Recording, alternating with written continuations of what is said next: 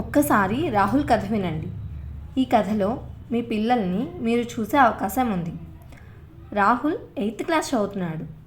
రోజు స్కూల్కి వెళ్తాడు, ట్యూషన్కి వెళ్తాడు, ఇంటికి వచ్చిన తర్వాత కూడా చదువుతూ ఉంటాడు.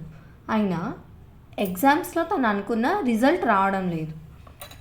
ఒకరోజు రాహుల్ వాళ్ళ మదర్ నా దగ్గరికి వచ్చి ఇలా చెప్పారు, మేడం, మా బాబు చాలా కష్టపడతాడు, అయినా తను అనుకునే రిజల్ట్ రావడం లేదు, అసలు సమస్య ఏంటో మాకు అర్థం కావట్లేదు అని.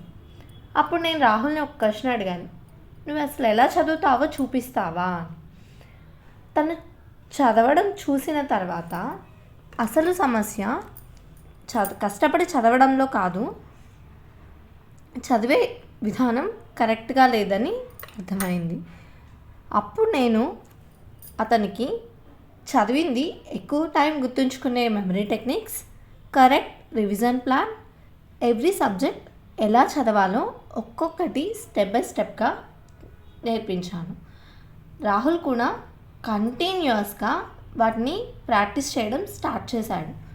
కొన్ని వారాల తర్వాత రాహుల్లో చిన్న చిన్న చేంజెస్ కనిపించాయి.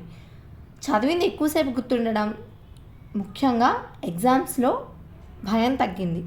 అంతేకాదు, అతను చదవడం ఇంకా ఇష్టంగా స్టార్ట్ చేశాడు. తర్వాత వచ్చిన ఎగ్జామ్స్లో రాహుల్ కేవలం మార్క్సే కాదు, తన మీద తనకి కాన్ఫిడెన్స్ కూడా సంపాదించుకున్నాడు. అప్పుడు వాళ్ళ మదర్ నవ్వుతూ ఇలా చెప్పారు, మేడం, ఇప్పుడు మా బాబు చదువుతున్నాడు, బట్ ఎలా చదవాలో నేర్చుకున్నాడు అని.